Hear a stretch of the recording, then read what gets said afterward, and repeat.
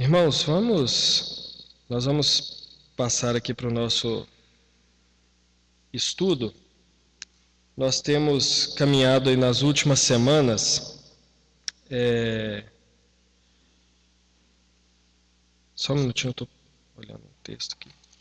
Nós temos caminhado nas últimas semanas na pergunta 84 do Breve Catecismo. Nós poderíamos ter feito esse estudo em apenas uma semana, mas como houveram muitos questionamentos, muitas perguntas, algumas dúvidas, foi melhor nós deixarmos para 2 finais de semana para não ter que correr muito. Mas acabou que 2 também não foi suficiente. Na semana passada nós tivemos bastante participação, no estudo, e então nós vamos encerrar hoje a pergunta 84. A pergunta 84, ela vai falar sobre a condenação do pecado. A pergunta 84, ela fala sobre a justiça e a veracidade de Deus em punir o pecado. Então, eu convido os irmãos, aqueles que estão aí com o Breve Catecismo, aqueles que estão nos acompanhando pela internet, que estão com o Breve Catecismo na mão, a abrirmos aí na pergunta 84.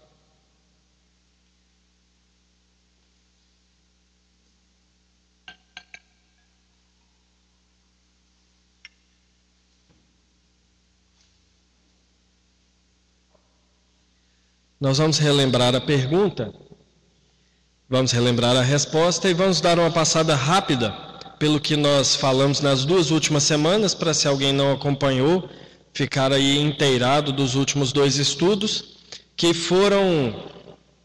Esses estudos são 3 perguntas respondendo algo a respeito da pergunta 84. Então, a pergunta 84, vamos ler juntos? O que merece cada pecado? Então, já tem aí as 2 últimas semanas, nós estamos respondendo, sobre a punição do pecado que Deus coloca sobre o homem. Vamos ler a resposta?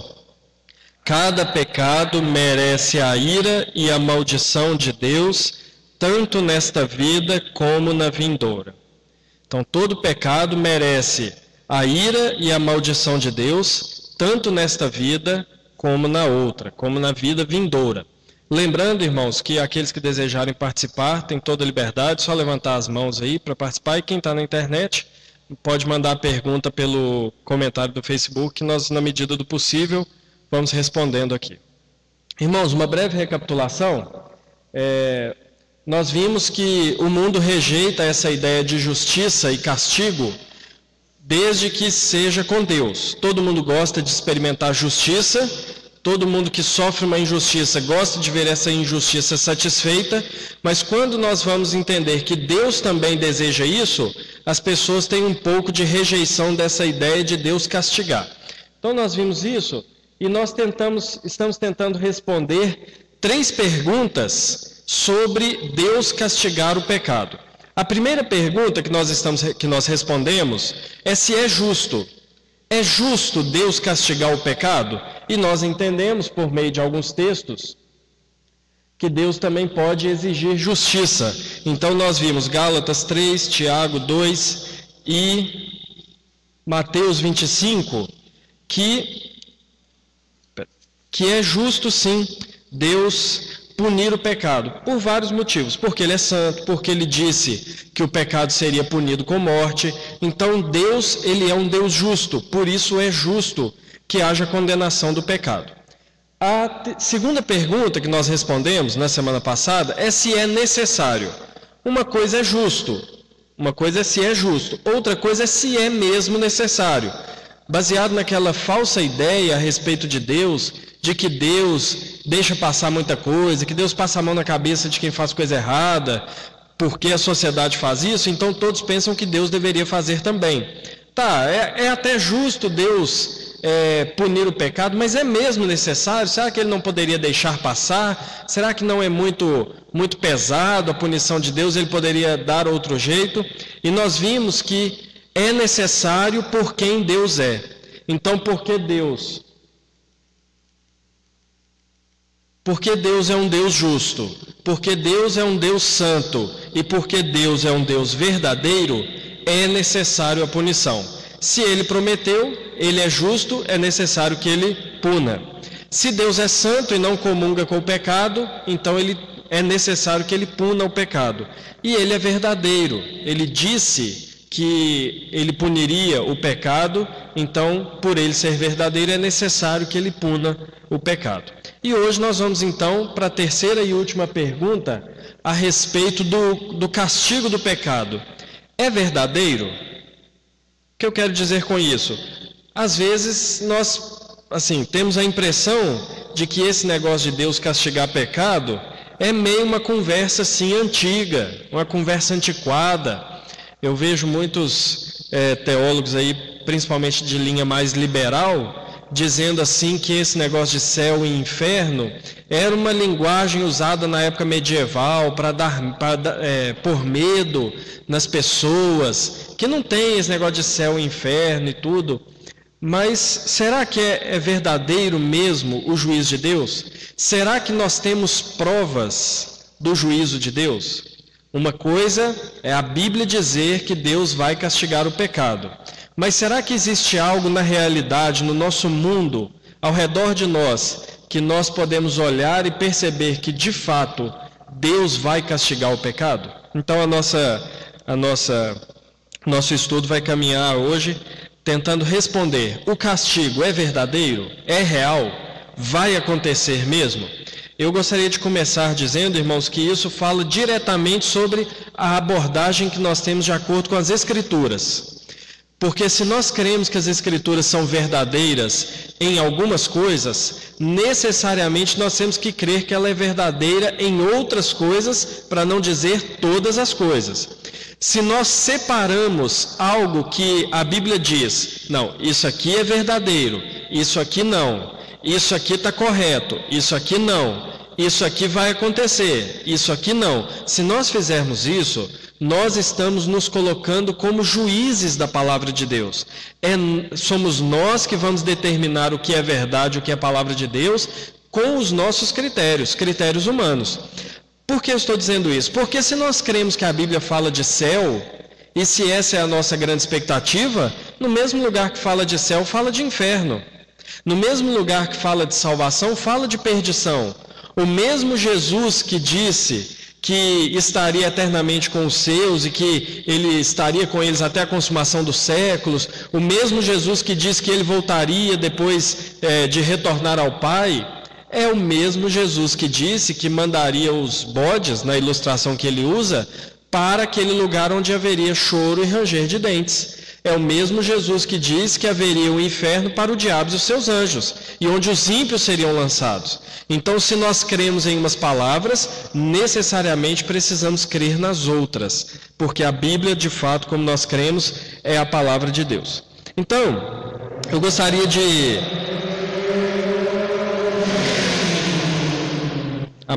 Nossa moto, né, domingueira, todo trabalho é a passa aí. Eu gostaria de começar com duas ilustrações que vão nos ajudar a entender que Deus, Ele manda o juízo e é real o juízo dele, e todo mundo sabe que o juízo dele é real. Sabe quando um aluno, as irmãs aqui que trabalham em escola, né, sabem muito bem disso, sabe quando um aluno faz uma coisa errada e a professora sai da sala e fala assim: eu vou chamar a diretora, ou chamar... Na minha época tinha disciplinária, né? Não sei se hoje ainda tem a figura da disciplinária na escola. Tinha, né? Pois é. Quando um aluno faz alguma coisa errada na sala e a professora sai e fala: eu vou chamar a disciplinária. Toda porta que abre, o aluno fica com medo de ser a diretora, né? Abriu a porta e fica com medo, não, era um aluno. Abriu a porta e ele fica com medo, não, é outro professor. Abriu a porta e fica com medo, é outro aluno. Por que há esse sentimento de temor? Porque há uma punição que foi prometida, há um castigo que foi prometido, e o castigo vem. Ele não chegou ainda, só que tudo aquilo que lembra o castigo causa temor. Então, quem aqui não trabalhou em escola, não tem a vivência de escola, mas todo mundo aqui tem vivência com casa, com filho, né? Seja como filho ou seja como pais. O filho faz uma coisa errada. Aí o pai fala assim: se você fizer isso, eu vou te corrigir.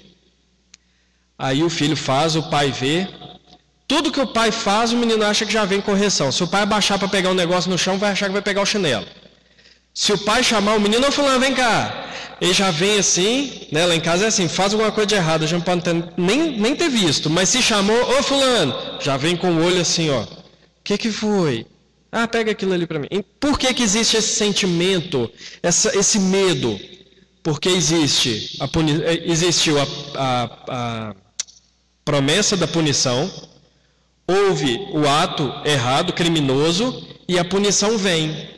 Só que ela não chegou ainda. Então, tudo que lembra a punição causa temor.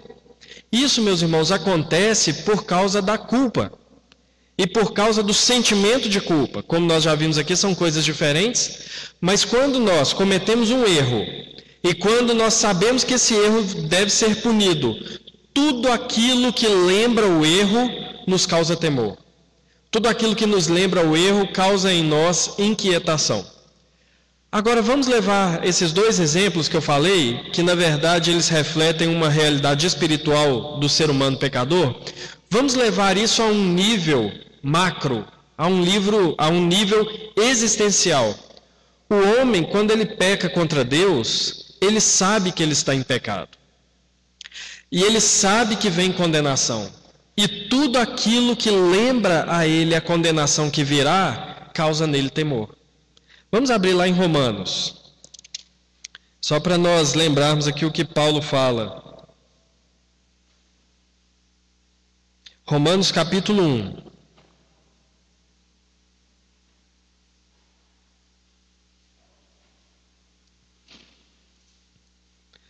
Romanos capítulo 1, do versículo 28 ao versículo 31, Paulo vem descrevendo uma série de pecados que eram cometidos por todos os homens por serem escravizados pelo pecado.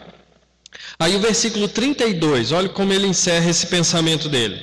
Ora, conhecendo eles a sentença de Deus, de que são passíveis de morte os que tais coisas praticam, não somente as fazem, mas também aprovam os que assim procedem. O que Paulo está dizendo é que o homem sabe que o seu erro é passível de punição. O homem sabe que ele prestará contas. Todo ser humano sabe que o erro que ele comete não ficará sem punição. Todo mundo sabe disso. Então, quando o homem tenta, por exemplo, se nós observarmos todas as religiões da Terra, as religiões mais primitivas, todas elas têm aquela ideia de aplacar a ira de Deus. Lembra? Tem aqueles filmes que nós vimos, assim, filmes que são antigos, ou filmes que retratam alguma cultura muito antiga, sempre tem o Deus deles, e sempre é necessário fazer um sacrifício a esse Deus. Por quê? Porque a ideia natural de religião, todas as religiões, uma ideia inata no homem, é de que o Ser Supremo está irado, e ele precisa ser aplacado, a ira dele precisa ser aplacada. Nós vemos isso até nas religiões panteístas, nessas religiões que creem que tudo é Deus, a árvore é Deus, o passarinho é Deus, não sei o que é Deus, porque eles classificam os desastres naturais como a ira desse Deus por ele estar sendo ofendido pela ação do homem. Então é inato no homem essa ideia de que Deus está irado, o Ser Supremo está irado, a divindade está sempre contrária ao homem. E nós sabemos, irmãos, que a idolatria nada mais é do que um reflexo do coração do homem. O homem cria um Deus e ele se reflete naquele Deus, ao contrário do que Deus fez, né? Porque Deus nos criou a sua imagem, por isso nós temos aspectos positivos que vêm de Deus. Nós criamos deuses, o ser humano cria deuses à sua imagem, só que ao invés de refletir os seus aspectos positivos, reflete nele os seus aspectos negativos, os seus temores. O homem expressa na divindade aquilo que ele é. Então, essa ideia de que Deus está irado e que há condenação é uma ideia verdadeira, é uma ideia inata em nós, e todo ser humano experimenta isso, baseado naqueles exemplos que eu dei. O homem sabe que virá a condenação, mas o homem não sabe, e tudo aquilo que lembra ira, ele assusta o homem, causa algum temor no homem. E é fato, meus irmãos, que Deus vem avisando o homem do juízo desde a criação, desde a queda. Desde que o homem caiu em pecado, Deus está lembrando que o juízo vem. Deus está lembrando que ele virá para punir. Isso causa temor no homem, porém, não é um temor que leva ao arrependimento, porque o homem está cego pelos seus pecados. Toda vez que nós vimos nas Escrituras, por exemplo, Deus enviando sua ira, não é à toa que ele está fazendo isso, nem uma demonstração pontual de ira, mas ele está lembrando ao homem que a ira e a condenação vêm. Pedro diz, lá na primeira carta, que quando Noé estava construindo a arca, ele estava pregando, ele estava anunciando o juízo de Deus. E Pedro diz assim que naquela época as pessoas casavam e davam em casamento. O que ele quer dizer? A vida era normal. Eles viam o anúncio da ira de Deus, do castigo de Deus, mas ninguém importava. E Pedro vai dizer que assim também nos nossos dias. O Evangelho anuncia a ira de Deus, o castigo de Deus que vem, mas as pessoas não dão muita importância, apesar de serem incomodadas por isso. Tem um teólogo que chama Herman Bavinck, que ele diz assim: o pecado, por sua própria natureza, produz separação de Deus e assim traz consigo trevas, ignorância, erro, fraude, medo, angústia, sentimento de culpa, pesar, miséria e escravidão. Então, tudo isso que o Bavinck está dizendo são, ao mesmo tempo, castigo do pecado, mas o anúncio do castigo. Então, quando nós experimentamos o medo de alguma punição, nós estamos experimentando um temor do castigo, mas esse temor está só nos lembrando que um castigo maior virá. Quando nós experimentamos angústia, é um resultado do pecado, mas ao mesmo tempo é algo que nos lembra que um castigo maior virá. Então, o castigo de Deus pelo pecado, como a pergunta 84 nos diz, nesta vida e na vida vindoura, ele é real e Deus nos lembra constantemente de que esse castigo é real. E nós vamos ver aqui 5 aspectos aonde nós vamos ver que esse pecado é real. Esse castigo. 5 coisas, 5 manifestações, consequências do pecado, mas que nos lembram que a punição é real. A primeira é a culpa. Só lembrando aqui o que nós já falamos num estudo bíblico de quinta-feira, se eu não me engano, no ano passado ou no início desse ano, culpa é diferente de sentimento de culpa. Sentimento de culpa é quando eu acho que eu estou em dívida com alguém, que eu fiz algo errado. O sentimento de culpa, ele pode estar correto ou não. Às vezes eu fiz algo errado, ofendi alguém e me sinto culpado. Ok, existe a culpa e o sentimento de culpa. Mas muitas vezes nós fazemos coisas que não são erradas em si mesmo, mas nos sentimos culpados, né? A gente fala algo e a gente sente que aquilo fez mal a alguém, ofendeu alguém. É muito comum, né? Eu falo alguma coisa com a Carla e depois eu fico pensando, nossa, eu acho que eu fui meio grosso com ela, nossa, eu fui meio sem educação. Às vezes ela nem percebeu isso, às vezes não foi a intenção e tem o sentimento de culpa. Então, sentimento de culpa é diferente de culpa. Isso é muito comum com nós, irmãos cristãos, porque às vezes nós cometemos um erro muito grave, um pecado muito grave, e nos arrependemos verdadeiramente, pedimos perdão a Deus, mas muitas vezes nós não nos sentimos perdoados ainda, a gente não se sente limpo daquilo.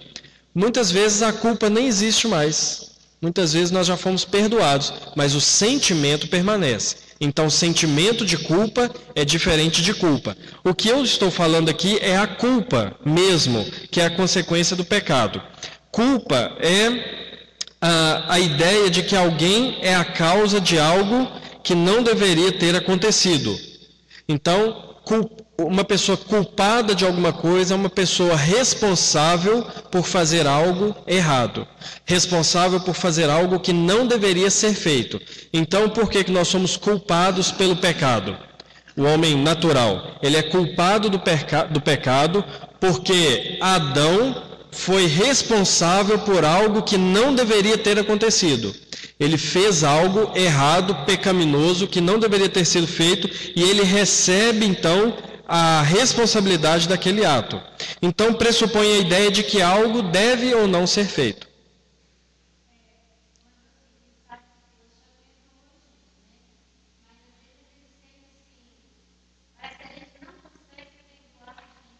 Uhum.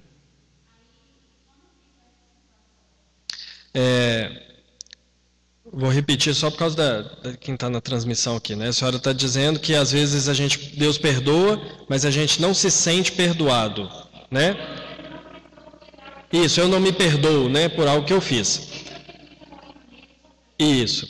Então, eu acho muito interessante o que o pastor Jonas Madureira fala no livro dele, um livro que chama Inteligência Humilhada.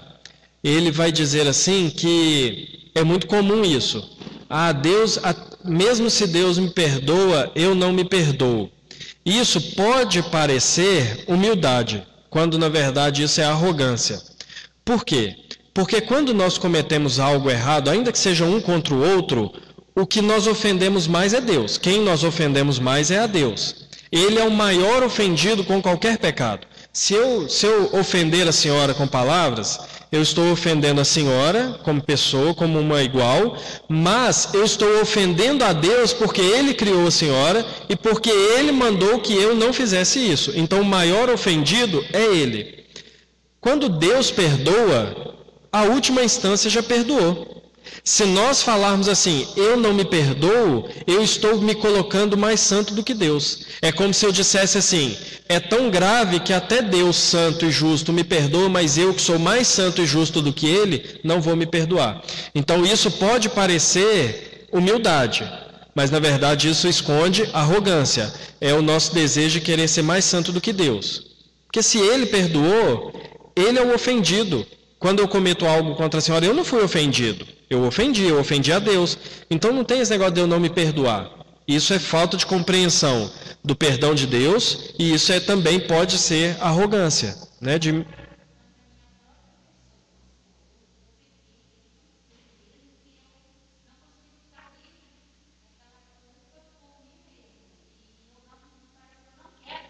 Sim. Sim. Exatamente. Por que isso? Esse sentimento? Porque nós muitas vezes até concordamos que a salvação é pela graça. Nós não merecemos. Mas muitas vezes fica em nós o sentimento de que depois que nós somos salvos, aí já não é pela graça mais. Aí eu preciso remediar tudo que eu faço de errado. Então eu faço algo grave, cometo algo assim horrível. E eu fico com aquele sentimento, nossa, mas isso é muito horrível, nossa, mas aquele sentimento de que o perdão de Deus não foi suficiente. Eu preciso fazer algo para remediar isso, eu preciso sofrer, eu preciso de uma penitência para isso, né? Isso é nós não entendermos que o perdão de Deus também é pela graça. Nós não precisamos fazer algo na mesma medida ou sofrer algo na mesma medida para a gente ser perdoado. A gente precisa arrepender, pedir perdão e descansar no perdão de Deus. Então isso é falta de fé nesse sentido, falta de confiança que o Senhor Jesus ter morrido pelos nossos pecados não é suficiente.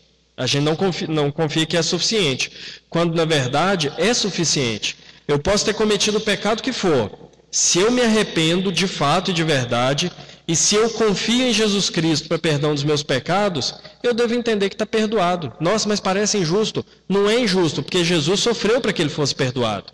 Ele sofreu na cruz. A penitência do pecado que deveria ser paga, já foi pago por Cristo. É por isso que Paulo em Gálatas vai dizer que aqueles crentes que estavam ouvindo alguns ensinamentos judaizantes, que ensinavam algum tipo de penitência, ele fala assim que eles crucificavam 2 vezes a Cristo, né? Eles zombavam do sacrifício de Cristo, porque ele tinha pago o sofrimento, sofrido pelo pecado, e agora o homem estava tentando sofrer de novo, entendeu? Então o negócio é falta de descansar no sacrifício de Cristo. Ele perdoou, ele sofreu e está perdoado. Então tá. Então, irmãos, a culpa é essa primeira manifestação do castigo de Deus. Não é interessante, irmãos, que quando a gente faz uma coisa errada, na hora, a culpa, ela vem. É claro que existem níveis, né? Existe a pessoa que está tão entregue ao pecado que ela já não manifesta tão claro assim a culpa, mas internamente a culpa é real, a culpa atinge a todos nós e a culpa é uma primeira punição pelo pecado. Então, o pecado e a culpa são testemunhados pelas Escrituras e pela consciência. Então, eu vou ler alguns textos aqui. Gênesis 4. Gênesis 4, deixa eu ver se eu pus aqui. Não. Então, os textos que eu vou ler vão mostrar que tanto o pecado quanto a culpa são testemunhados pelas Escrituras e a culpa como punição do pecado. Gênesis 4, do versículo 11.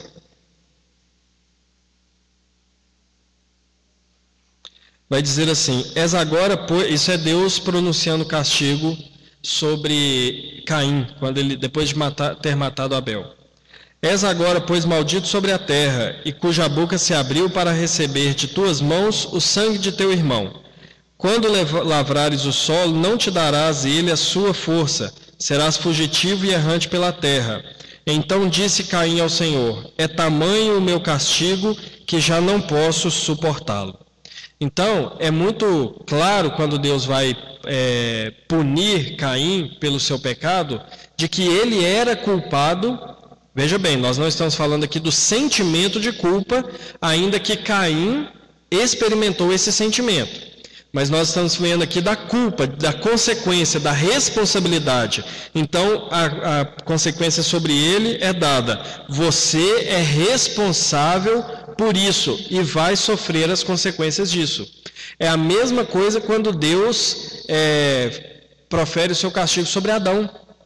Adão peca e Deus começa a dizer tudo aquilo que ia acontecer por responsabilidade dele. Maldita é a terra por tua causa. Nossa, irmãos, já pensou? Ouvir da boca de Deus que toda a terra, tudo que Deus criou, sofreria maldição por culpa dele. Então, tanto o pecado quanto a culpa, a responsabilidade do pecado, são reais nas Escrituras.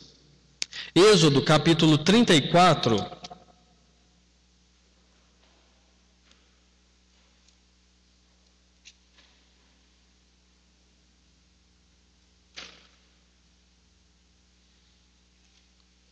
Êxodo 34, versículo 7. É algo que nós vemos também em um dos mandamentos, mas é interessante porque muitas vezes nós nos apegamos à primeira parte. É aquilo que eu falei, né? Às vezes nós somos seletivos na nossa fé. Eu creio que Jesus salva, mas não creio que Ele condena. Eu creio no céu, mas não creio no inferno. Então olha o que diz o versículo 7, falando a respeito de Deus: que guarda a misericórdia em 1000 gerações e que perdoa a iniquidade, a transgressão e o pecado, ainda que não inocenta o culpado, e visita a iniquidade dos pais nos filhos e nos filhos dos filhos até a 3ª e 4ª geração. Então, existe o pecado e existe também a culpa do pecado. Nós vemos essas palavras também no terceiro mandamento, segundo mandamento, quando Deus fala que Ele faz misericórdia até 1000 gerações, mas Ele visita a iniquidade até a 3ª e 4ª geração daqueles que pecam contra Ele. Então ali o que nós vemos é que o pecado ele vem acompanhado dessa responsabilidade. Quando fala de 3 ou 4 gerações, até a 3ª e 4ª geração, o que Deus está dizendo é que o ato pecaminoso do homem, ele se reflete por responsabilidade dele, inclusive nas gerações seguintes. Quando nós vemos o segundo mandamento dizendo sobre imagens de escultura, e essa iniquidade é visitada nos filhos, não é que por causa do meu pai eu estou sofrendo uma condenação específica agora por um pecado dele, mas é que o pecado de um pai idólatra, ele vai conduzir todo o desenvolvimento daquela família, e aquela família experimentará o afastamento da verdade de Deus por responsabilidade daquele que pecou. Pode falar.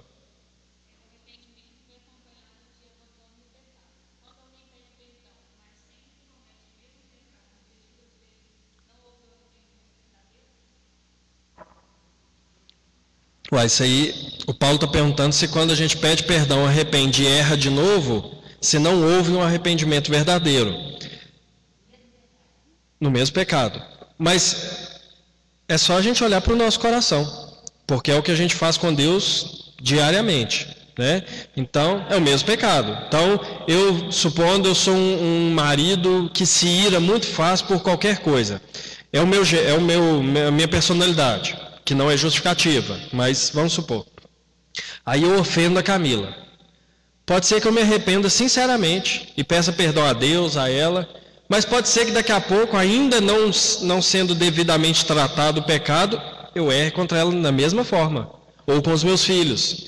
E eu sinceramente me arrependo e peço perdão. Mas eu vou cometer esse pecado de novo. Então, o arrependimento, ele não significa abandono total do pecado. O arrependimento, ele faz parte do processo de santificação. Então, quando eu erro, eu engano alguém, eu tenho uma atitude desonesta. Se eu me arrepender daquilo sinceramente, isso não significa que eu vou abandonar de vez aquele pecado.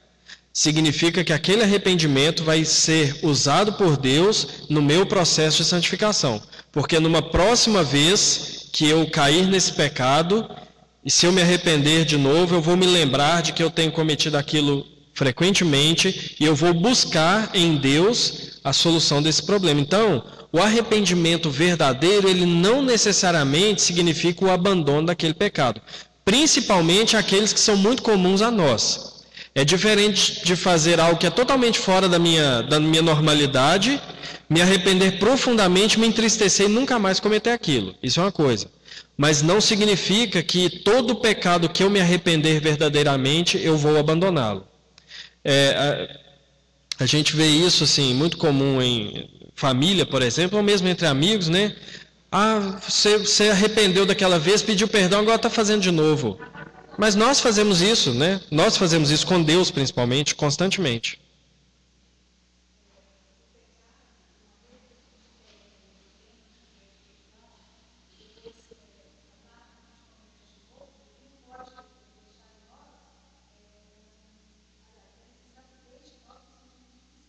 Uhum.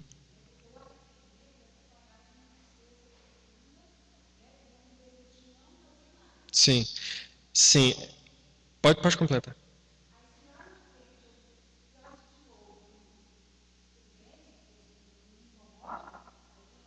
Sim.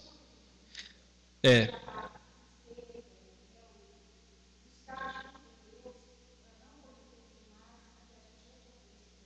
Uhum.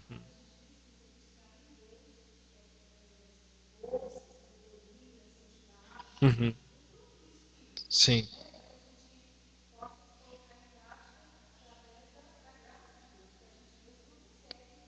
Isso.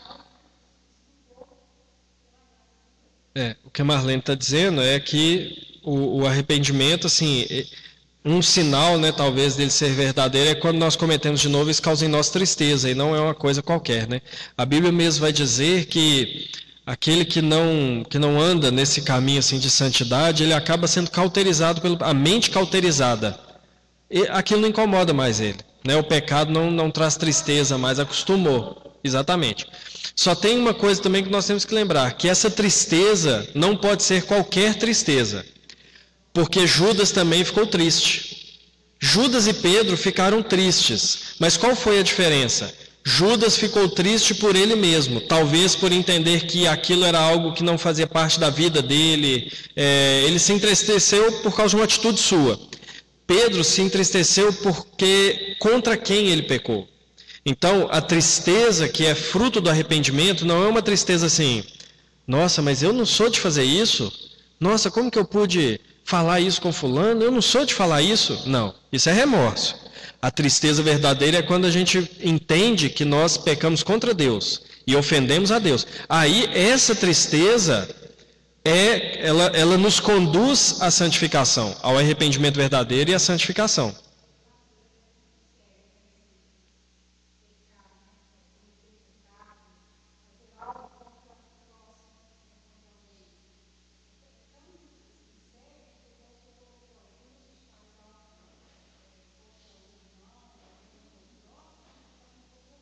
Sim.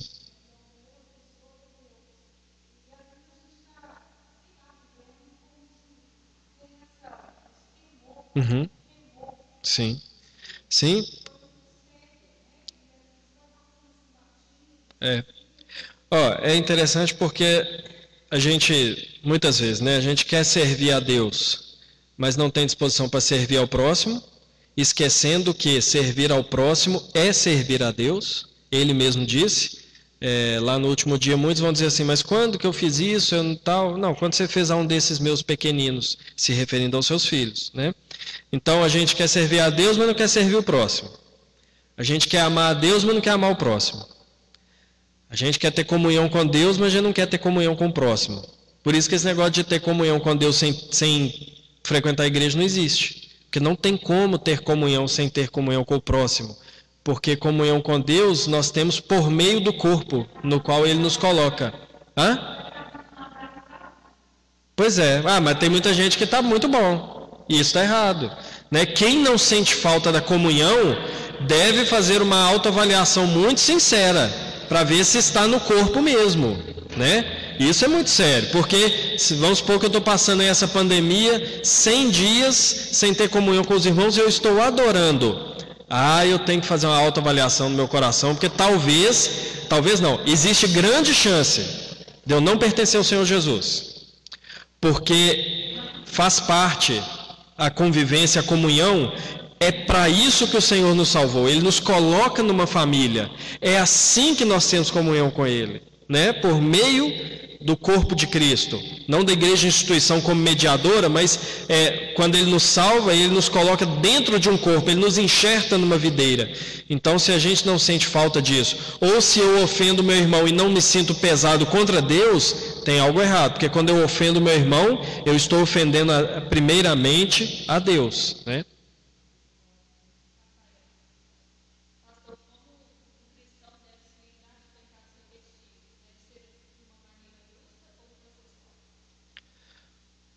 Como se livrar de pecados repetitivos de maneira brusca ou um processo, né? O ideal é que fosse de maneira brusca, né?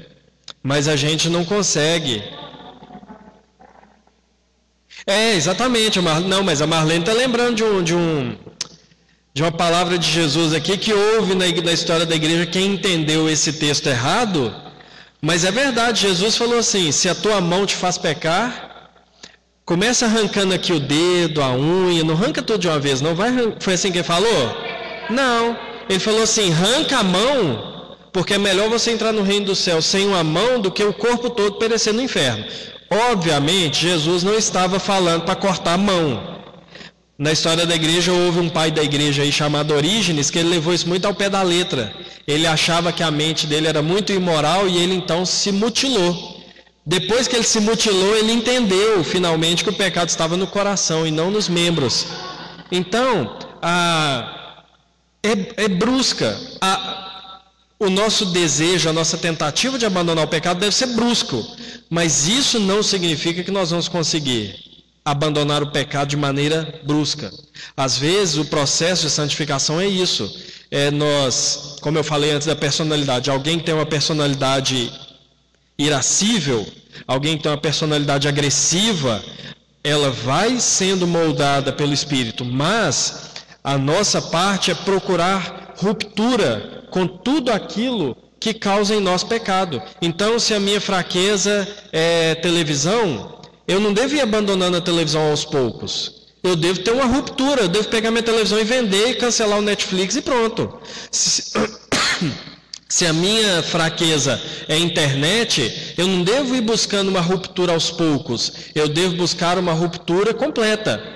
Porque dessa maneira eu vou fechando as portas para o pecado e eu vou passando pelo processo de santificação e o meu coração vai sendo purificado pelo Espírito Santo. Até um ponto que de repente eu vou poder assistir televisão sem me contaminar com outras coisas que estiver passando na televisão. Só um minutinho, aqui e depois o Silas.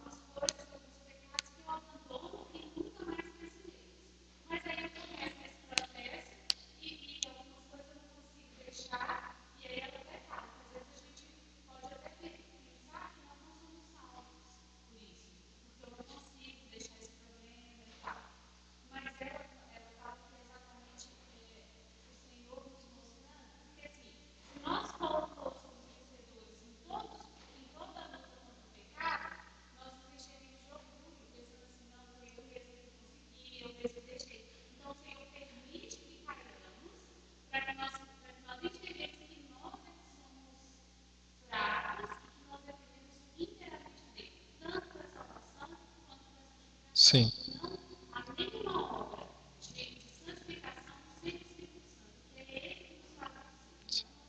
E uma outra coisa na caminhada cristã nisso também é que às vezes nós temos uma ruptura de uma vez com algum pecado que nós achamos grave. Mas aí nós vamos entendendo que existem coisas na nossa vida que são muito piores. Ah, eu tenho problema com a internet. Eu acho que aquilo é muito grave, então eu corto a internet. Mas aí eu vou perceber pelo Evangelho que existem coisas na minha vida, a minha ira contra os meus pais, a minha rebeldia contra os meus pais, a minha rebeldia contra a autoridade, a minha rebeldia contra a palavra. Eu vou perceber que isso é muito pior do que a internet e eu não vou conseguir me livrar disso de uma vez. Justamente por isso, porque não é só a salvação que é pela graça. Do início da salvação até o final é tudo pela graça. Não é nada por nós mesmos, é Deus que vai fazendo em nós. Só um minutinho.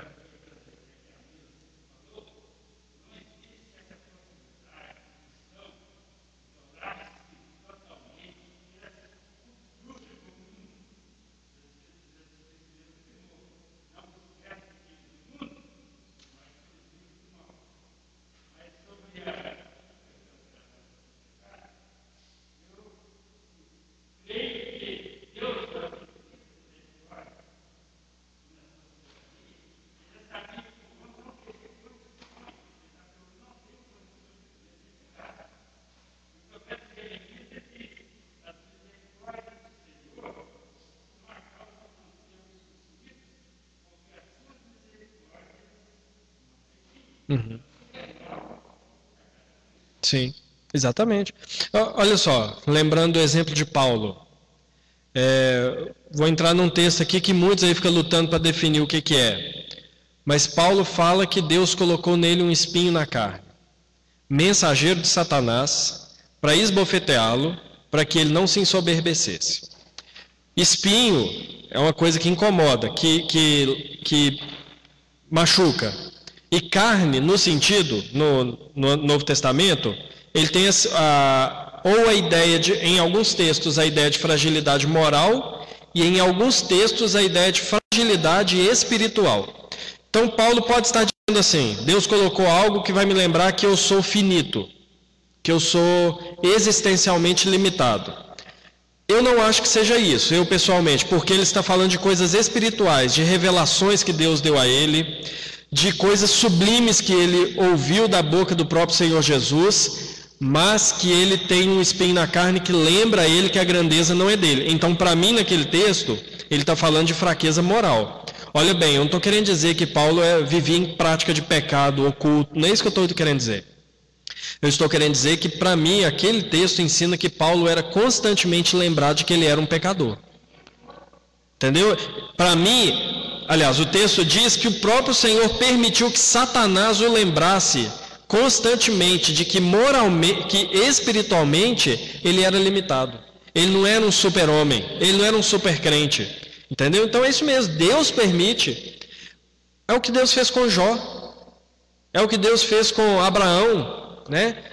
Abraão, uma das interpretações de Deus ter mandado, das motivações de Deus ter mandado ele matar Isaac, é para que Isaac não se tornasse um ídolo na vida de Abraão. Então Deus permite essas coisas para mostrar que nós somos limitados, pecadores, frágeis, e que a não ser a graça dele, todos nós estaríamos condenados, né? Deixa só ele levantar e depois você.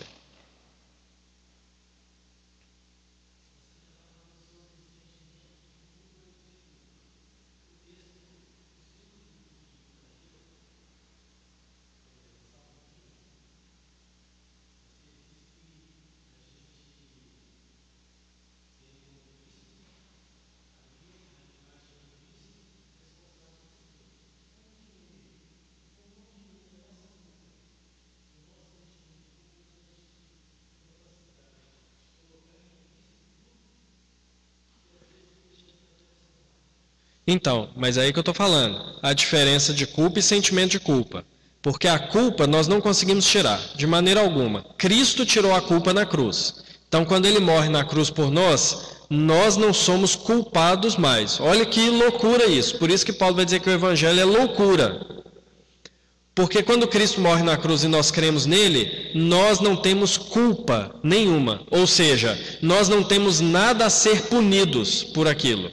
Mas o sentimento de culpa é algo diferente, porque o sentimento de culpa depende do meu entendimento da graça, do meu entendimento da obra de Cristo por mim. Se eu entendo que Cristo fez tudo por mim, tirou a minha culpa e agora eu vou viver segundo Ele viveu, tentando, crescendo em santificação, o sentimento de culpa vai ser diminuído por conhecimento do Evangelho. Se eu não entender o Evangelho dessa maneira, eu vou ter um grande sentimento de culpa, porque eu vou achar que eu sempre vou ter que fazer alguma coisa para remediar o meu pecado. Mas olha bem, esse sentimento é diferente da culpa. A culpa já foi embora com Cristo na cruz, entendeu? Ela não existe mais para o verdadeiro cristão. O sentimento de culpa vai depender da compreensão dele do Evangelho. Se ele tem uma boa compreensão, o sentimento de culpa será menor. Se ele tem uma compreensão muito limitada do Evangelho, daquilo que Cristo fez, ele vai ter um sentimento de culpa maior. Então, quem crê que a salvação está nas minhas mãos, o sentimento de culpa vai lá em cima, porque ele vai fazer inúmeras coisas que na mente dele ele deveria e poderia fazer e não faz, entendeu?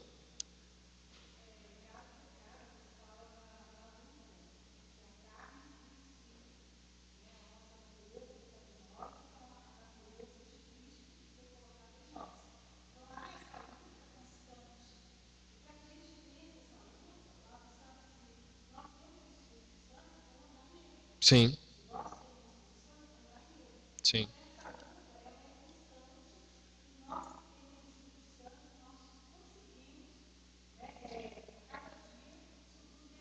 Sim, exatamente. Andar no Espírito, ele vai dizer, né? Andai no Espírito e não satisfareis as concupiscências da carne.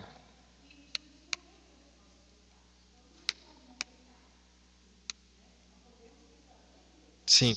É porque às vezes, a dúvida que fica às vezes é que Jesus morreu para tirar o nosso pecado. Ele não morreu para tirar o nosso pecado.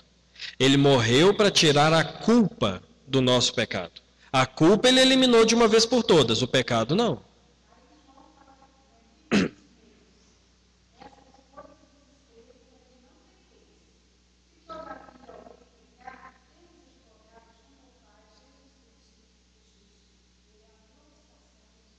Isso. Não tem como.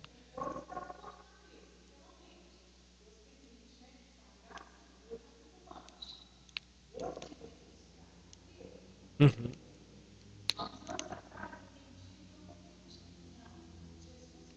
Sim.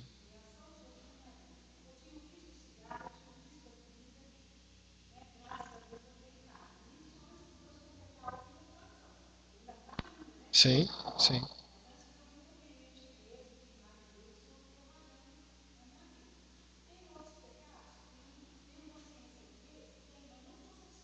Sim.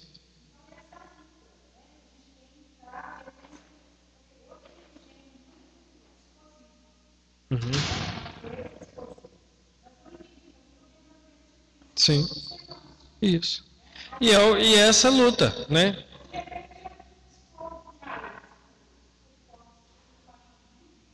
Mas é isso, a vida cristã é isso, né? É esse caminhar. É esse caminhar, descansando nele, entendendo que a gente não vai fazer por nós mesmos, né? Será pela graça. Não, quem for crente no casamento e com os filhos, é crente em qualquer lugar. Vamos, última pergunta nesse ponto para a gente passar, senão vai ter que ser semana que vem de novo. Nedra.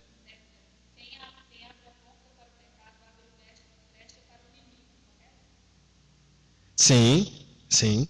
É porque assim, né? Existe às vezes uma ideia no meio cristão assim de que o diabo entra na nossa vida igual um espírito, né? Toma conta de nós assim, a gente fica virando o olho.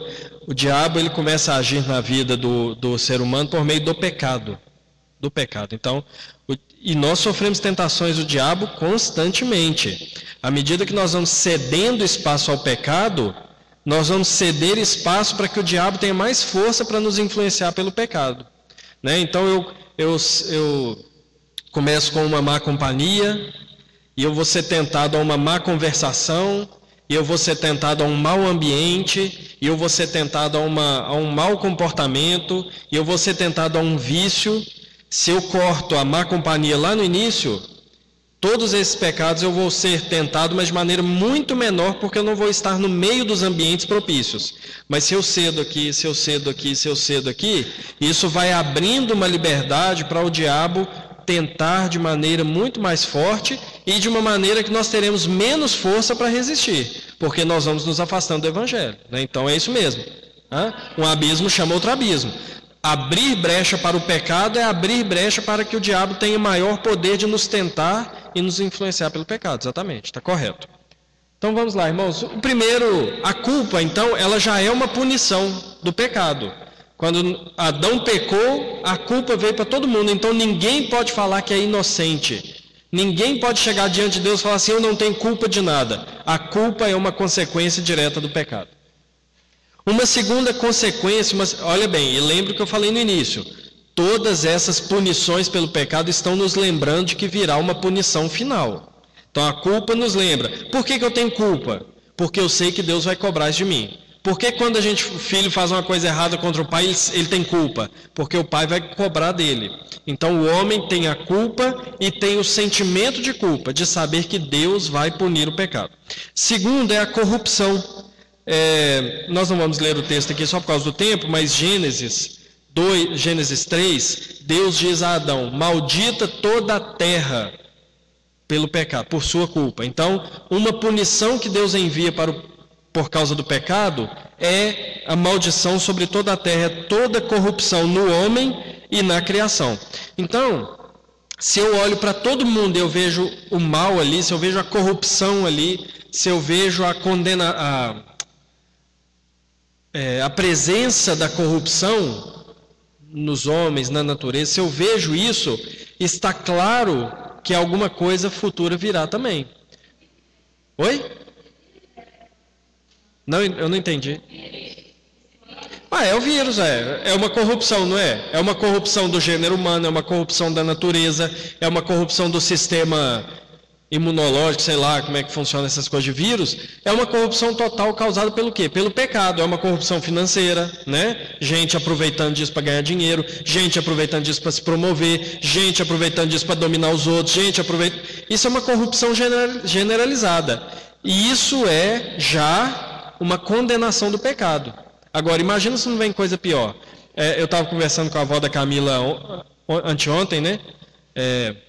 A avó dela me perguntou assim, você acha que a gente já está no final dos tempos?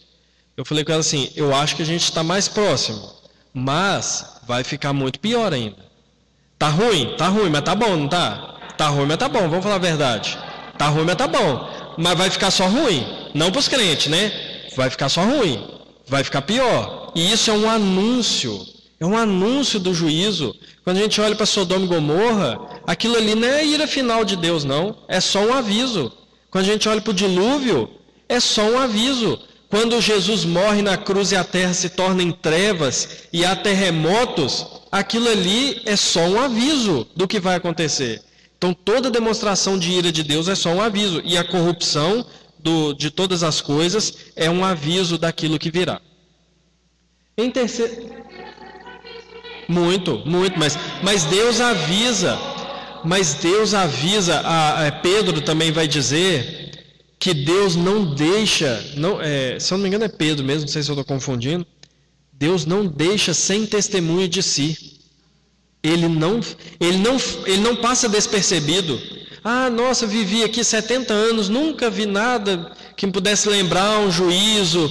Não, Deus lembra constantemente. A corrupção mesmo, se nós olharmos para o nosso coração e vermos que todo dia nós pecamos porque nós somos corruptos, isso é um aviso de Deus, isso é juízo de Deus e aviso. Então, em terceiro lugar, nós temos o sofrimento. Todo sofrimento é um aviso, aliás, primeiro, todo sofrimento é um castigo pelo pecado, mas virá coisa pior. Então, se alguém pensa assim, eu não acho que Deus vai punir o pecado, não. Mas, então, peraí. Assista um documentário sobre a Segunda Guerra Mundial, sobre os campos de concentração, o sofrimento que era. Então Deus não vai mandar, Deus permitiu aquilo. Então Deus não pode permitir coisa pior, porque o sofrimento já é consequência do pecado. Não estou entrando aqui no mérito, que alguns falam que aquilo é uma punição direta sobre os judeus, né? Ah, porque os judeus falou isso e aquilo, morreu no campo de concentração. Os soviéticos morreram muito mais do que os judeus. E os soviéticos nunca negaram a Jesus pessoalmente no sentido dos judeus. Então, tudo é consequência do pecado. Deus permitiu que muito mais milhões de soviéticos morressem na Segunda Guerra do que os judeus. Deus permitiu. Deus permite, olha bem, Deus odeia, Deus se ira, mas Deus permite que milhões e milhões e milhões e milhões e milhões de crianças morram anualmente por meio do aborto. Deus permite. Isso é castigo do pecado, é consequência do pecado, é sofrimento por causa do pecado. Deus não vai mandar coisa pior, não?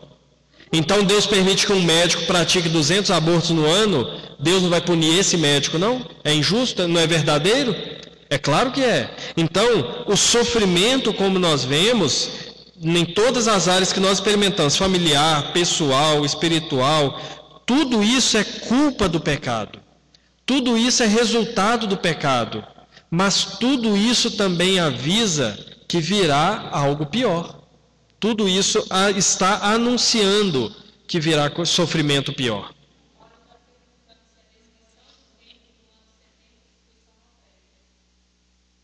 Destruição do templo?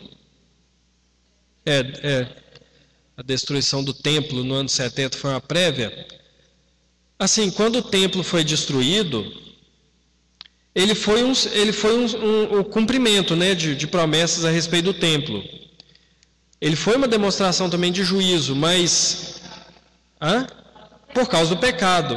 A destruição ali, ele tinha até uma questão assim contra os judeus mesmo, né, uma punição de Deus contra os judeus por enxergar naquilo ali algo sagrado de fato, não algo que apontava, porque o templo era sagrado, no sentido de que apontava para Cristo.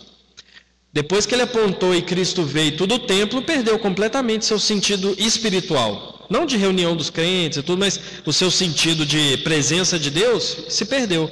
Então a destruição do templo, na verdade, ela não vem sozinha, mas ela vem junto com a perseguição, né, da igreja e tudo.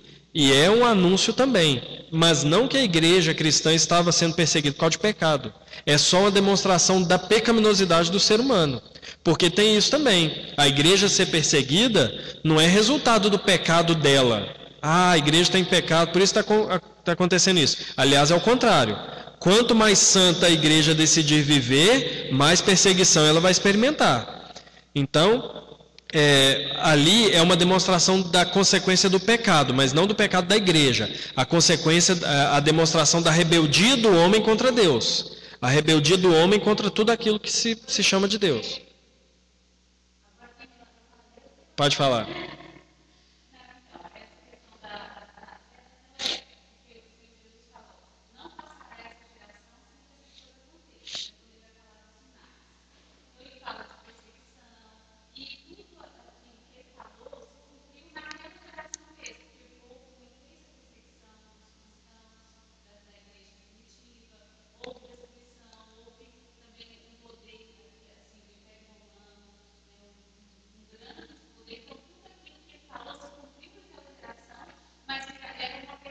Sim.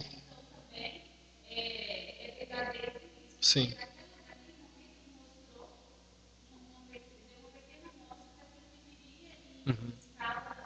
Sim. As promessas bíblicas, a gente pode entender elas de uma maneira espiral, né?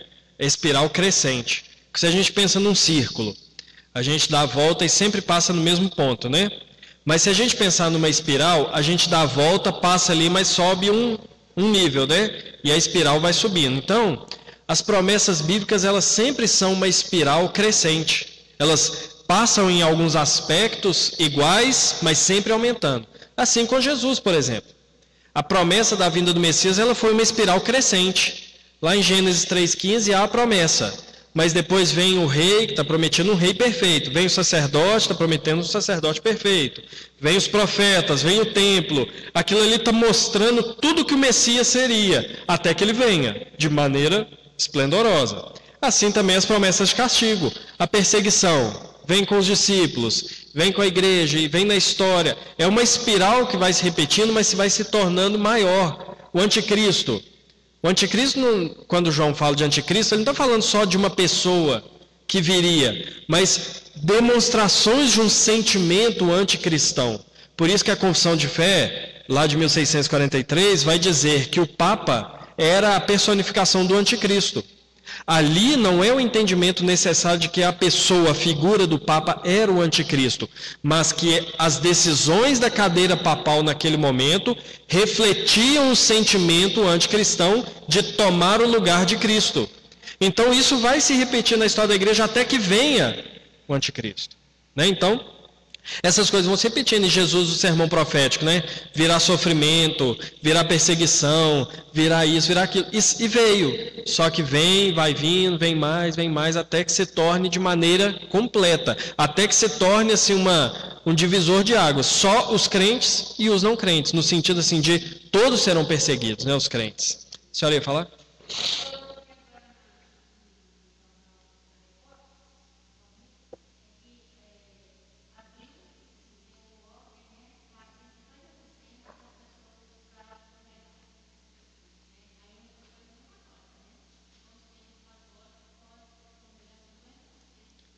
Aonde?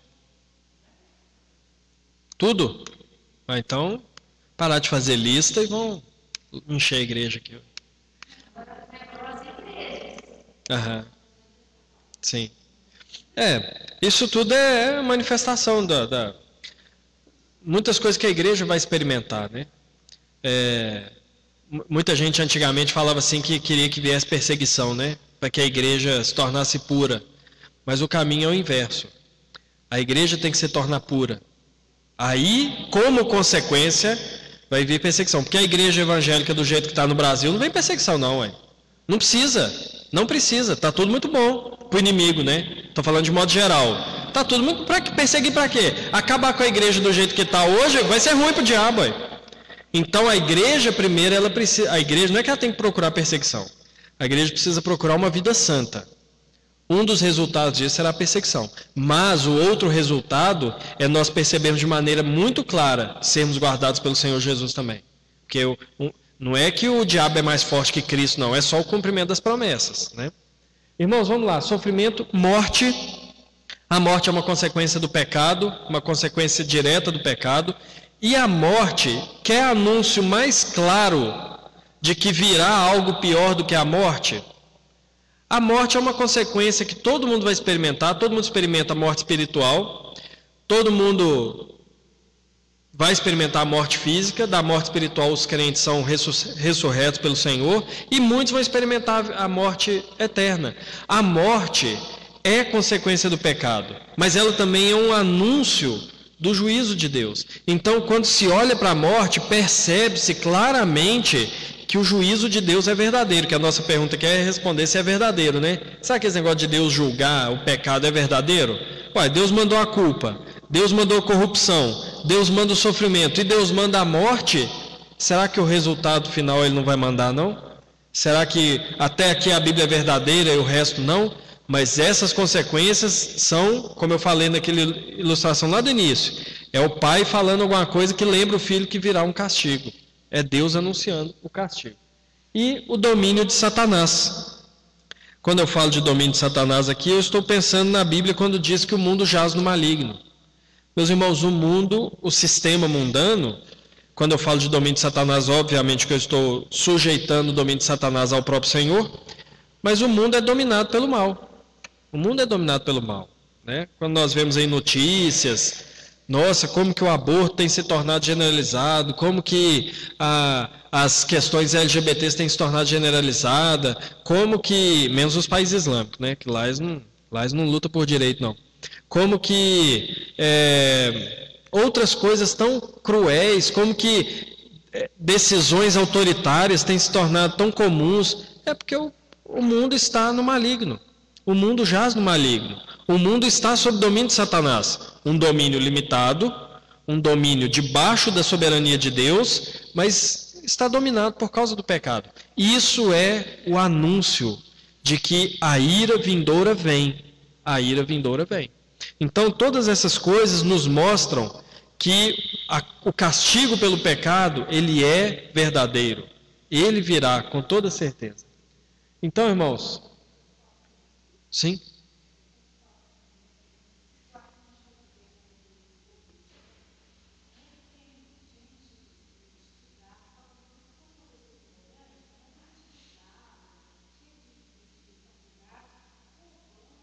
Sim?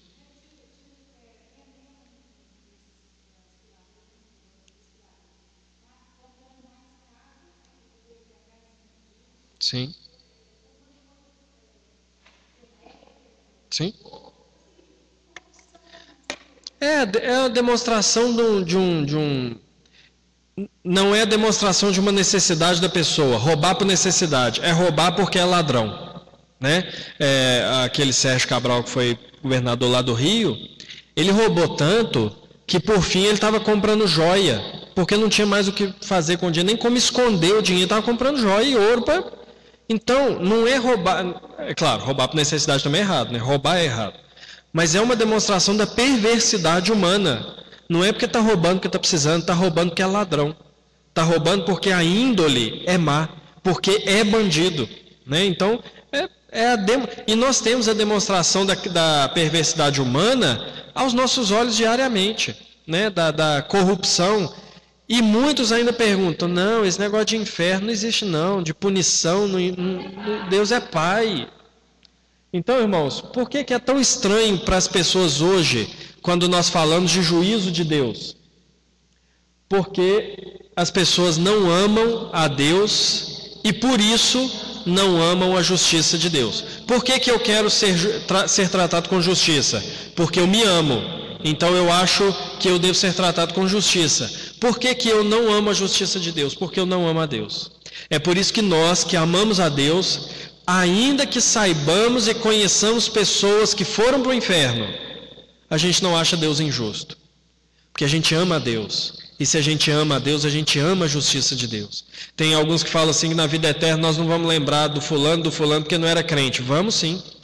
Nós vamos lembrar e vamos saber para onde que eles foram.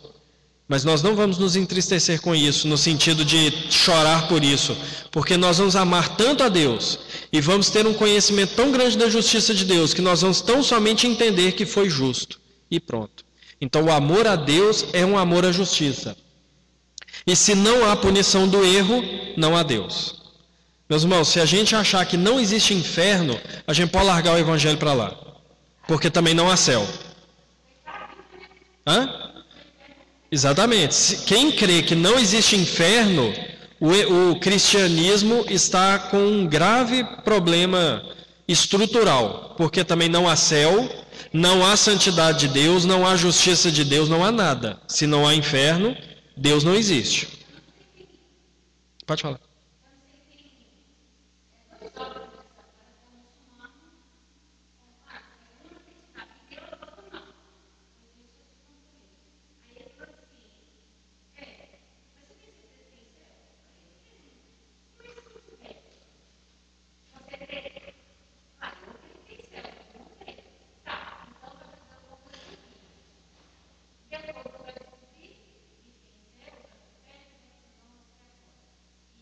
Uhum.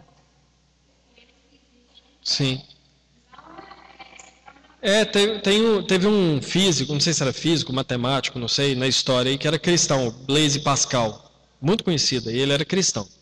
E ele falava isso, mais ou menos isso, quando ele encontrava alguém que não cria em céu, em inferno, em Deus e tal. Ele falava assim, ó, se você tiver certo, eu estou tranquilo. Porque se não existe, não vai acontecer nada comigo quando eu morrer. Se você tiver certo. Agora, se eu tiver certo, você está enrolado. Porque se eu tiver certo, existe céu e inferno e você vai para o inferno. Então é o que ele falava.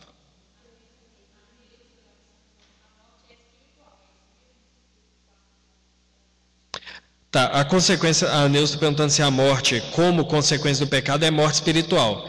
Todo tipo de morte, ela é consequência do pecado. A primeira morte que o homem experimentou foi a morte espiritual. Que todo homem que nasce, nasce nela, né? Separado de Deus. É uma ruptura do Criador, da criatura com o Criador. Nasceu assim, bonitinho, fofinho, né? Mas é morto espiritualmente. Se não receber um novo coração, vai para o inferno. Então, a primeira morte que o homem experimenta é a morte espiritual. Ruptura da comunhão com Deus. Por isso que esse negócio de todo mundo fazer eu sou filho de Deus, não é. Todo mundo está morto, nasce morto espiritualmente, a não ser que receba vida pelo Evangelho. A segunda morte que existe é a morte física, a destruição do corpo, que também é consequência do pecado. Deus não criou o ser humano para morrer. Há a separação do corpo e da alma. A morte é uma ruptura do Criador com a criatura, do corpo da alma, né? Então há uma morte. E quando alguém que está morto espiritualmente passa pela morte física, vai desembocar lá na morte eterna, que é para sempre separado de Deus. Mas assim, destituído de qualquer favor divino. Porque mesmo o ímpio hoje, ele experimenta o favor divino. Saúde, família, bens, tal. Existe é o máximo de céu que o ímpio vai experimentar. Porque depois que passou daqui, é morte eterna. É para toda a eternidade, separação completa de Deus e de qualquer favor divino. Então, o crente, ele experimenta a morte física. Mas a morte física se torna para ele um passar para um estado de graça muito maior. O crente saiu da morte espiritual porque foi resgatado pelo Senhor Jesus e nunca experimentará a morte eterna. Então, todo tipo de morte enquanto consequência do... Aliás, morte enquanto consequência do pecado abrange todas essas três. Morte espiritual, morte física e morte eterna. Ok?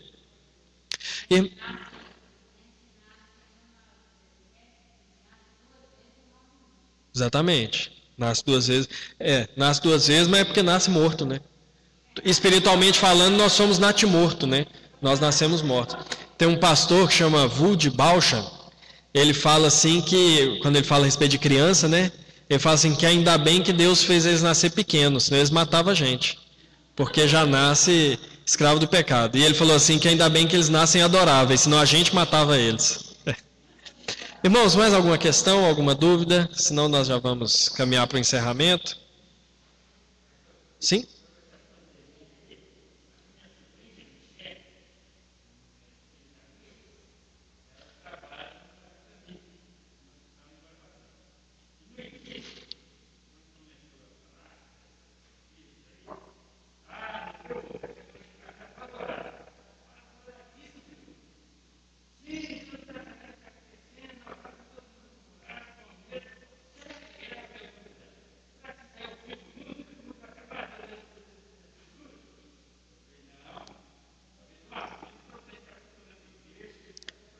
Exatamente.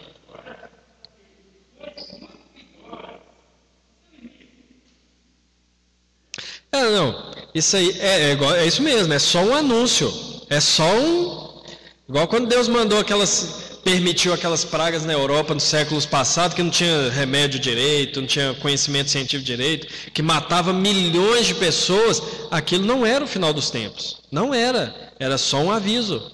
Mas qual que é o problema? É que é como na época de Noé.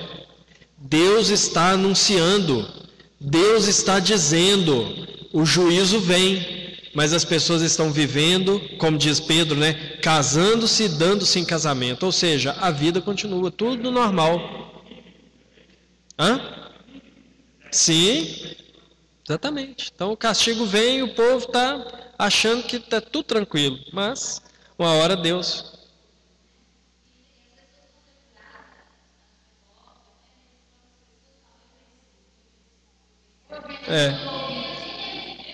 Sim, exatamente. Exatamente. É rebeldia, né, contra Deus, que é inata no ser humano. Agora, o pior, o que não deve acontecer, é crente estar com medo. Tá, irmãos? Porque é o seguinte, morrer... Eu sempre lembro do que a Marlene falou aqui no domingo, antes da gente entrar, do que a igreja parou de funcionar. Se morrer, morreu, né? Se morrer, já vai para o céu. E é isso mesmo, irmãos. Tem crente que está apavorado, com medo de morrer de Covid. Mas leva uma vida, uma saúde também, que não está com medo de morrer de infarto, não, né? Dirige de um jeito que não está com medo de morrer de acidente. Só Covid que mata. Irmãos... A gente deve cuidar da saúde, cuidar da vida, a gente deve levar uma vida responsável. Mas, meus irmãos, crente não pode ter medo de morrer. Não pode. Porque o medo de morrer não é medo de passar pela morte. Medo de morrer é medo do juízo. Crente de verdade não tem medo de encarar o juízo de Deus. Então, a gente tem que avaliar por que a gente está com medo, se tiver.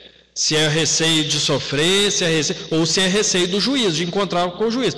Porque se o medo for do juízo, avalie a vida espiritual. Porque talvez não está em Cristo. Só tinha perguntado.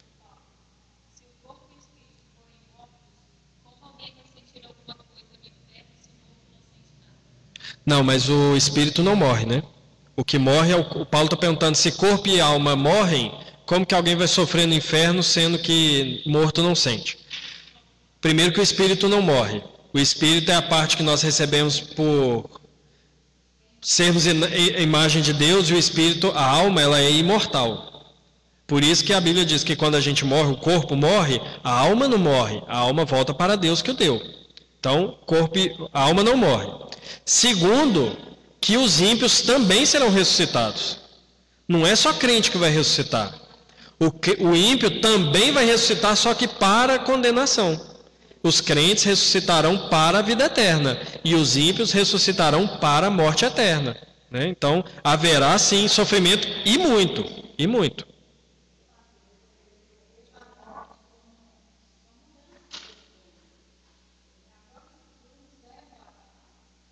Sim.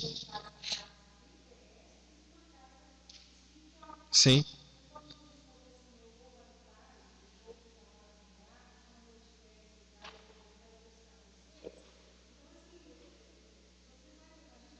Sim. Não.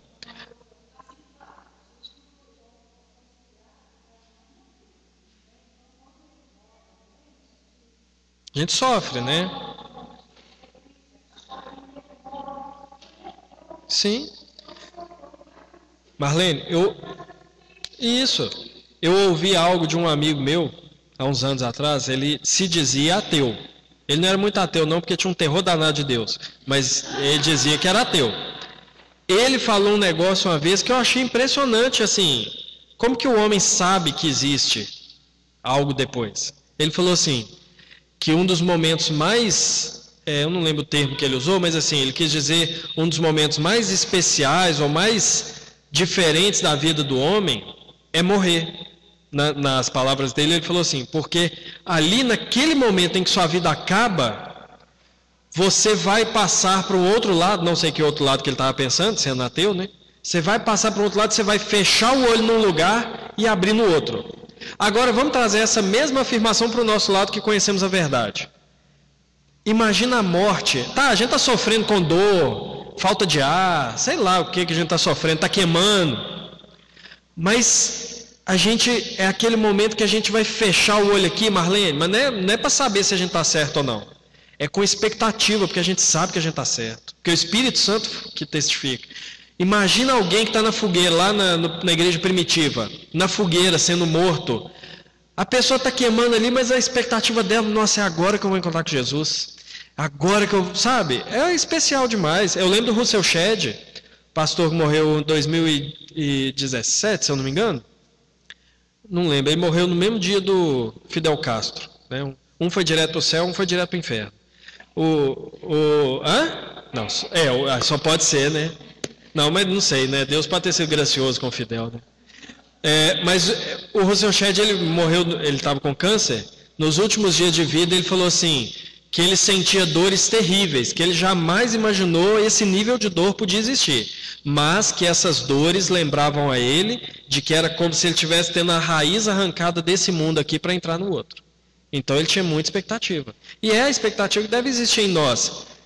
Dói morrer? Deve doer, né? A não ser que você morre assim sem ver, mas morrer de doença, morrer de acidente, morrer queimado, morrer afogado, deve ser horrível. Mas são segundos, ainda que sejam dias, mas que você está naquela expectativa de encontrar com Jesus. Não, né? Não pode ter medo disso não.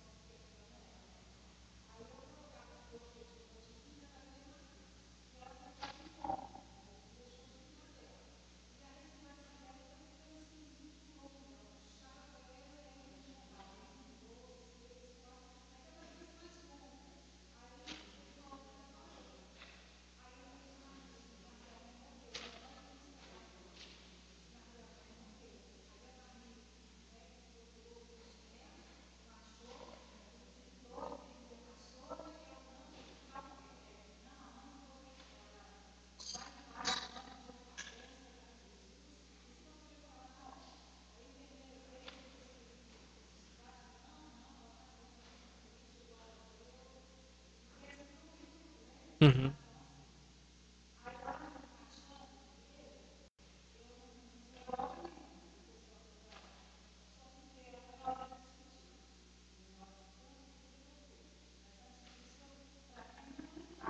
Uhum.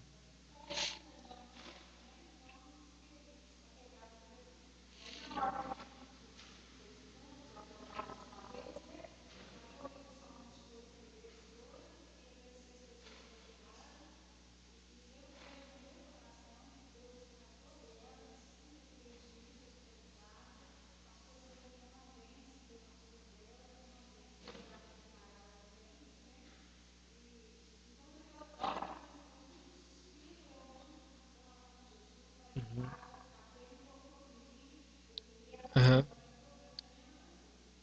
Sim.